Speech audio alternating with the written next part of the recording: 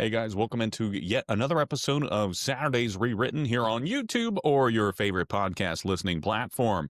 Today, we are going to dive into week one, what I thought about it, my reaction to some of the biggest wins, some of the biggest losses, especially for a team like Alabama. And then we're going to do a brief look ahead here to week two. Before we begin, if you would like this video and subscribe to my channel, that would mean a lot. It'll help me with the algorithm. It'll help this young channel maybe pick up some traction, maybe do some growing. It would be greatly appreciated. And if you're listening on podcast, if you leave a 5-star review, share the show, anything you guys are willing to do is a big blessing to my channel. So without further ado, let's dive in.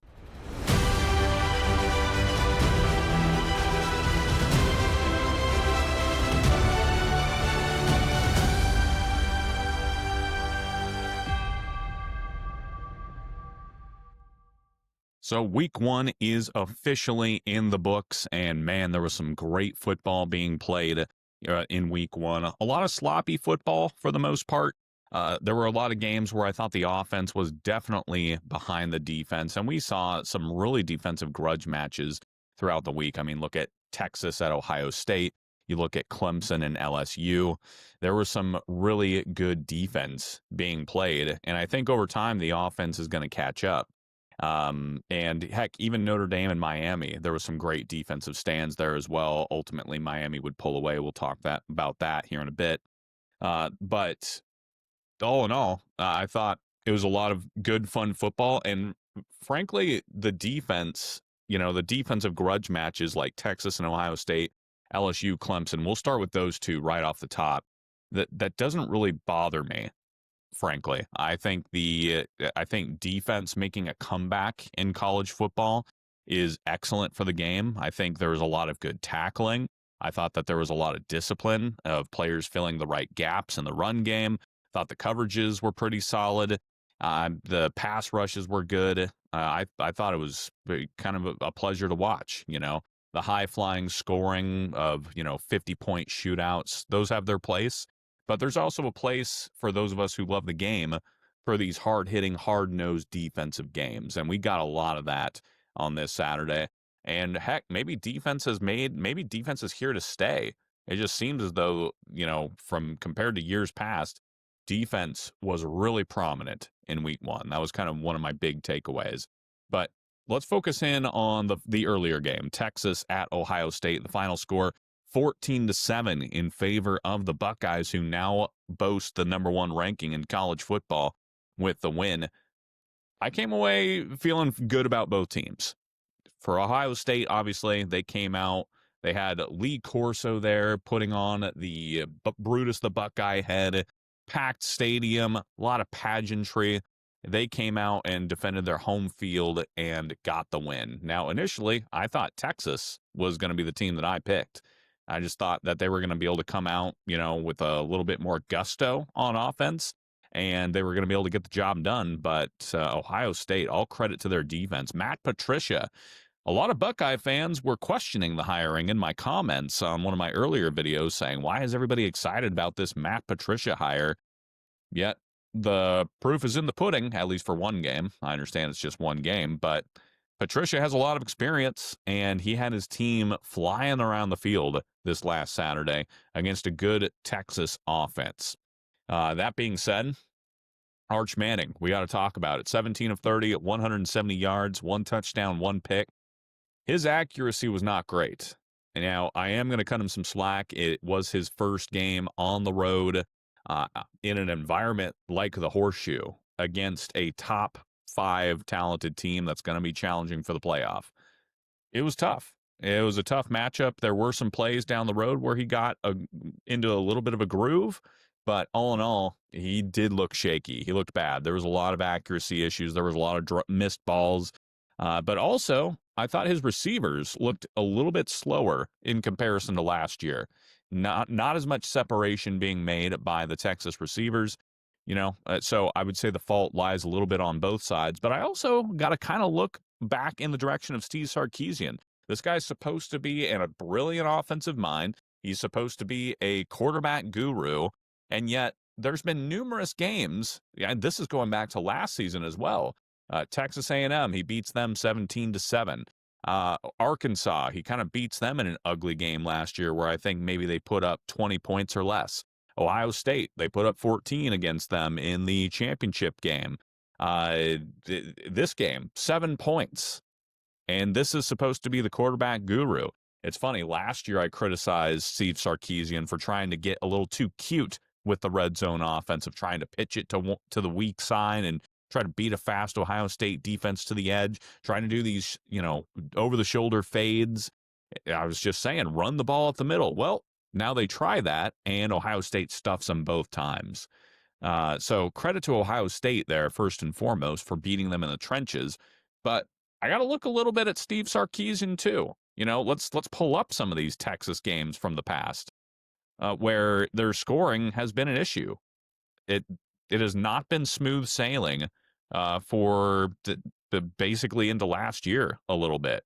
Let's go back a little bit. Against Georgia, 19 points. The first game against Georgia, 15 points.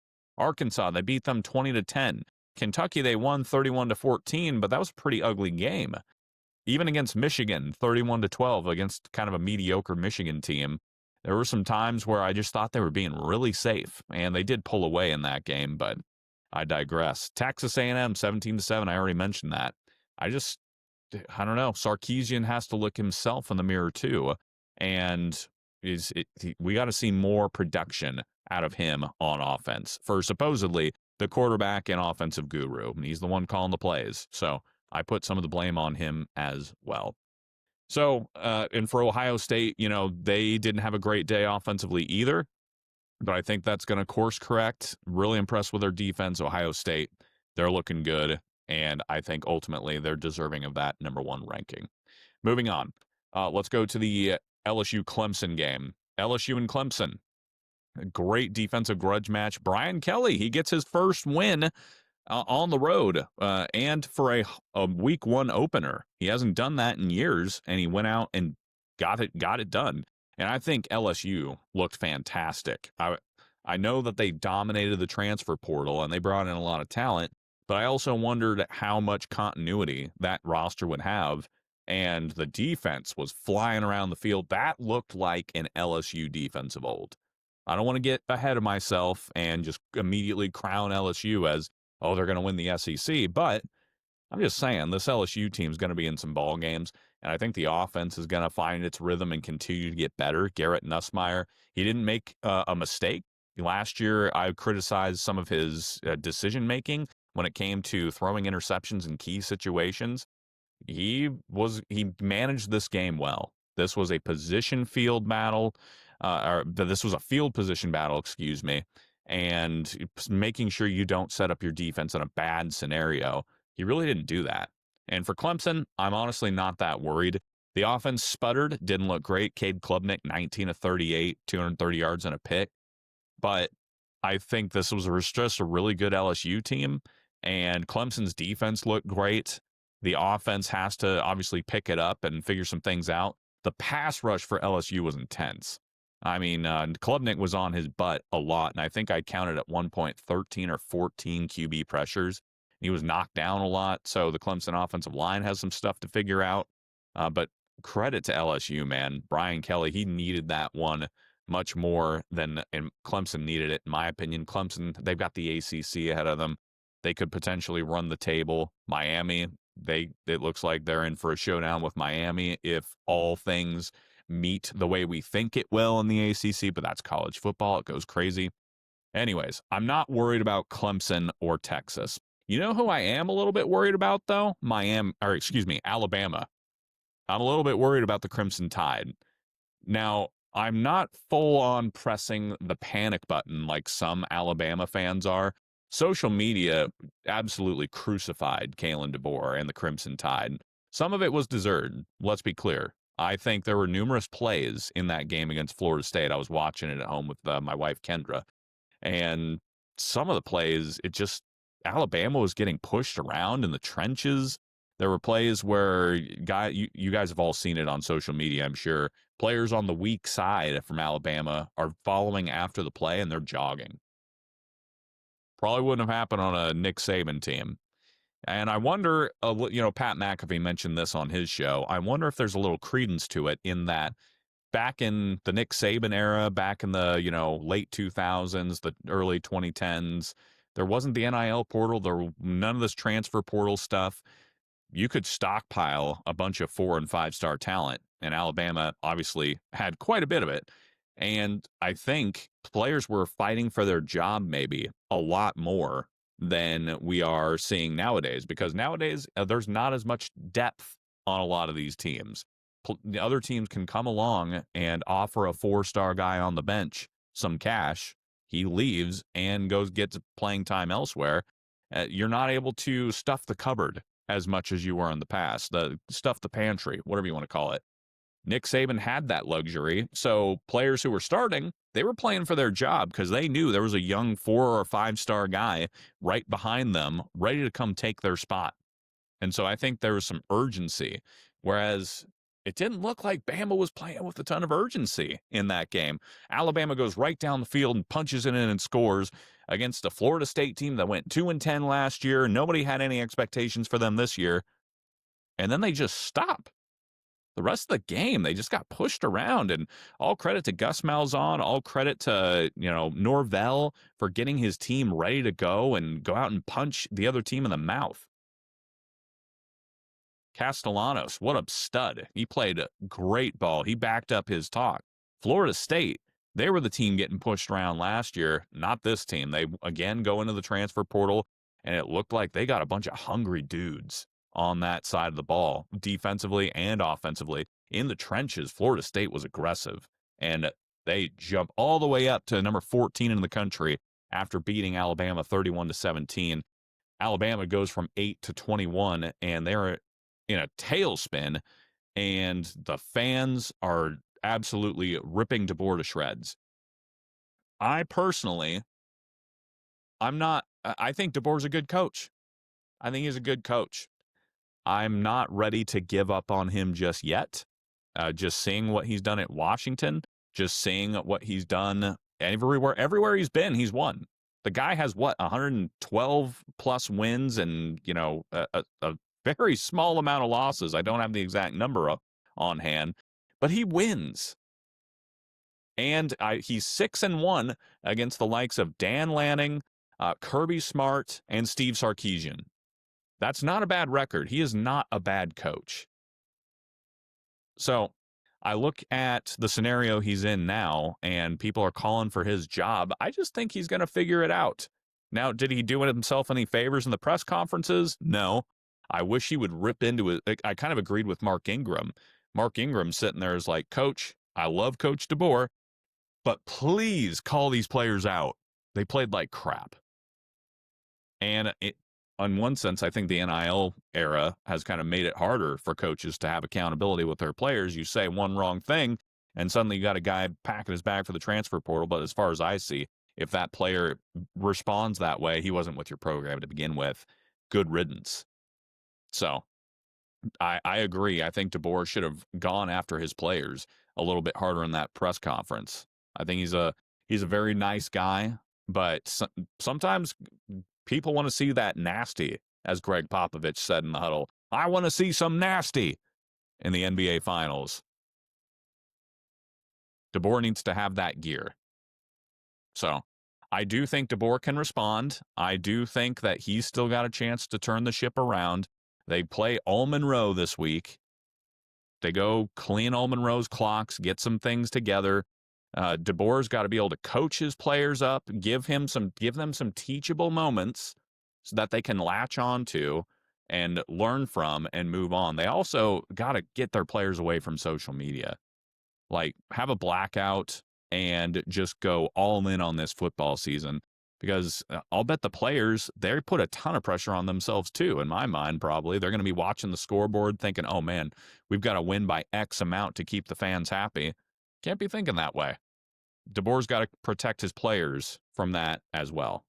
So a lot of uncertainty right now in Alabama. Fans want DeBoer out. I'm seeing people want Nick Saban back. I'm seeing people want John Gruden to come in and coach the Crimson Tide. I don't think we're there yet, and I think Bama could still very well right the ship and we're talking another a 10-win season or something like that. It could happen, but they got to right the ship here and get some things in order pronto. So there's my reaction to Bama. How about Tennessee, another SEC team? Tennessee goes out and just obliterates Syracuse 45-26 and looked good doing it. Josh Heupel, he's got Joey Aguilar looking like Nico Iamaleava. Oop, awkward. 16 of 28, 247 yards, 3 touchdowns for Joey. And don't get me wrong, Syracuse is not an elite powerhouse, but I don't think they're a cupcake either. And Tennessee made them look that way. Defense needs to clean some things up here and there. They did give up 26 points, but all in all, very impressive start for Tennessee. I like them at that number 22 ranking. Speaking of Nico Iamaleava, what happened to him? Oh, they ran into the Utah Utes, who suddenly look like a team that could be challenging for the Big 12 again. I have them going to the Big 12 championship game against Arizona State. And my goodness, Utah absolutely destroyed UCLA. Nico Iamaleava, man, you could have had the Tennessee Volunteers. You could have still been making some good cash with Tennessee. But no, you had to listen to your dad, who got a little bit toxic, wanted more, and wanted to push things around. And now you're playing for UCLA. You're losing 43-10 at home in front of 30,000 fans, if that. It's pathetic, the attendance at the Rose Bowl. 30-some thousand fans. What is going on at UCLA? You know, on one hand, I understand you're in Los Angeles. It's much tougher to draw a crowd, but USC, you know, they are able to fill out the Coliseum pretty well. They still have some tradition. UCLA doesn't look that way. So I'm not sure what's going on there, but they've got to find a way to drum up some fan support and quick. Otherwise, this could be a brutal season upcoming for UCLA. Utah, get all credit to Utah. Devin Dampier, what a player, going and getting him out of the portal. 21 of 25, 206 yards, 2 touchdowns. I think they went and got him from New Mexico. He looked great. He also had 16 carries for 87 yards and a touchdown. Meanwhile, Nico, 11 of 22, 136 yards, a touchdown and a pick. UCLA just got obliterated. It was 20-0 before they did anything in this game. So credit to Utah. How about Miami and Notre Dame? I'm just kind of bouncing around here. I don't have a script in front of me or anything. I'm just bouncing around and going off of what I remember from the weekend. That was a heck of a game. Notre Dame and Miami, a war back and forth. Carson Beck, he was on fire earlier in the game. Not a lot of incompletions, but later in the game, Notre Dame started to step up and make a bit of a comeback. It was 14-7 to end the first half. Miami extends it 21-7. And then Notre Dame, they put up 17 in the fourth quarter, really made it a competitive, close game. But ultimately, Miami was able to hang on. Carson Beck, he looked good. 20 of 31, 205 yards, 2 touchdowns, didn't make any mistakes. But for me, the big thing was Miami looked good on defense. They didn't look like a bunch of turnstiles like last year, where they couldn't stop anybody. They almost, they almost gave it away in the fourth quarter, you could say. But they had some teeth on that defense. They challenged Notre Dame in the trenches. They held Notre Dame to 93 yards rushing. Notre Dame's a great rushing team. They got a great offensive line, and they kept them under 100 yards. Miami beat Notre Dame in rush yards. I didn't think that was going to happen. I thought Notre Dame was going to be able to control the ground and set the pace. Not the case. No, that rhymes. There you go. CJ Carr, he looked shaky at times. 19 of 30, 221 yards, 2 touchdowns and a pick. I do kind of question Marcus Freeman's play calling in this game. I thought that they were trying to be so careful with CJ Carr. They didn't really let him throw the ball down the field for quite a while in the first half. They didn't really establish the run game or try to. You know, the fact that Jeremiah Love only had 10 carries for 33 yards, I question that a little bit. Jadarian Price had the most rush yards. He only carried the ball 6 times. 7.5 yards a carry. Why are we not trying to establish the run game a little bit more? So, credit to Miami. They were stout enough that they maybe made Marcus Freeman question the run game and the reliability of it. They did just enough. So, I'm impressed with Miami. I think they're deserving of being in the top 5 after that performance. And Miami's schedule sets up very well. I talked about this in a previous episode. They don't leave the state of Florida for until, let's see, until November 1st when they go to SMU. Miami could, there's a world where Miami starts the season 6-0. Excuse me. They could go, if they win all their games to start, they could start 8-0. Granted, they got Florida coming to town at one point, and now they got to go to Florida State, and suddenly that looks like much more of a difficult challenge. So that's going to be an interesting one. October 4th. Florida's going to be a tough one. The September 20th. Those two are back to back. Louisville could be sneaky. I like Louisville. They got a lot of pieces there. But Miami, they look good. We'll see what they're able to do in that tough 3-game stretch. South Florida. Don't sleep on South Florida, who blew Boise State out of the water. Made Boise State look like a joke for even being ranked. Keep your eye on South Florida. South Florida, by the way, off topic, they've unveiled plans for a brand new stadium of their own. That's exciting. Get them out of a pro stadium. Miami needs to do the same. I've been calling for that now for some time. So those were some of the big games. How about some of the other games? Michigan and New Mexico. Bryce Underwood. I thought he looked okay. All in all, he played it pretty safe. He was big, physical. He was willing to run the ball. 21 of 31, 251 yards and a touchdown. But how about Justice Haynes? He gets out of Alabama, where he was used mostly out of the backfield as a pass-catching back. 16 carries, 159 yards, and 3 touchdowns. What a pickup for Michigan there. They're going to establish the run. And by the way, they brought in the number 1 running back from this next year's recruiting class. Number 1 running back's committed to Michigan. So Wolverines are looking solid. Marlon King was the best receiver for them. 6 receptions, 93 yards, and a touchdown. Michigan, we're going to get to see what Michigan's made of this week against Oklahoma this Saturday. Now, Michigan, they play on the road at Oklahoma, number 15 versus number 18 in the AP poll. Today, or tomorrow, time of recording, I'm recording Friday night, but time of recording, they're playing them tomorrow, 6:30 p.m. Central Time. That is going to be a rocking environment, game of the week in my mind. So I will be watching that one. And elsewhere, Georgia looked good, destroyed Marshall. Marshall had a ton of transfers, though. Penn State, they destroyed Nevada. They looked fine. Really, the big winners from the week have got to be Florida State. They go from a potential laughingstock, nobody thinks they're going to do anything, to suddenly they're in the top 15. What a turnaround.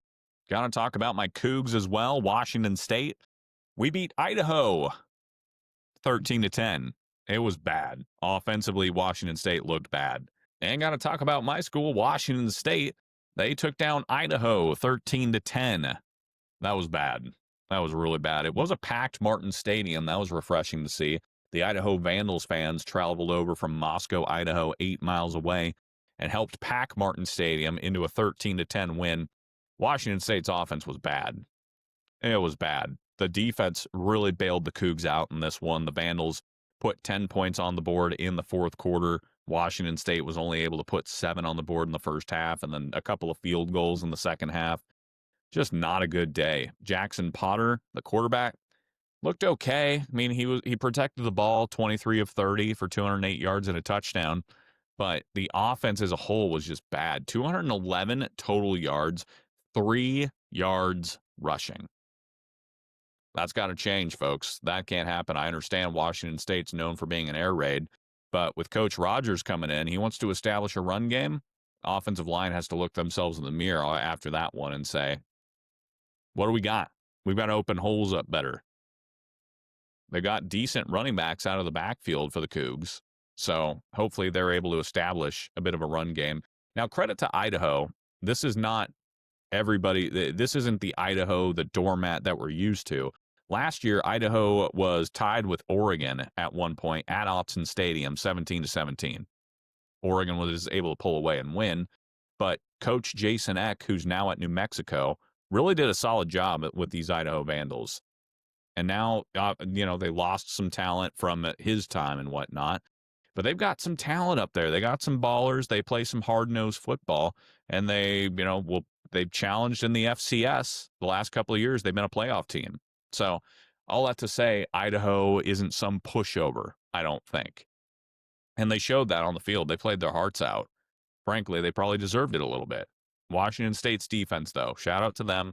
Offense needs to pick it up. They play at San Diego State this weekend, and you can't put that performance out there against San Diego State for the Cougs. So, going to be interesting to see what they're able to do going forward. Washington State has the Huskies coming into town, a Big Ten team, in a couple of weeks after they take on North Texas Saturday the 13th. So, I don't know. Shaky start for Washington State, though, to say the least. We'll see. But that's all I've got, folks, for week one. That was just kind of my raw reaction. And so, again, to summarize, Bama fans, calm down. It was a bad loss, but I think Florida State, it says a lot about Florida State, too. I think they've got a pretty good ball club. The rankings this early don't mean jack. Alabama's going to figure it out, and they're going to rattle off some wins, I think. I'm not giving up on DeBoer just yet. Miami looked great. Florida State, winner of the week. Utah looked fantastic. Utah should probably be a top 10 team. I don't know why they're so low in the rankings. Utah looks good. They're probably challenging for a playoff spot in the Big 10, or the Big 12, excuse me. Arizona State looked okay, but I don't know enough about them. South Carolina gets a solid win against Virginia Tech in the Beamer Bowl, even though Beamer retired from Virginia Tech long ago. It's just good to have football back, folks. Thank goodness. And we got college game day tomorrow coming from Oklahoma, the Sooners and the Wolverines. I'm going to be watching that one. Washington State, my school, takes on San Diego State. It's good to have it back. What did you guys think of week one? What did you guys think of your school? Drop your comments below. And, of course, subscribe to my channel. This is Saturday's Rewritten. We'll see you next time.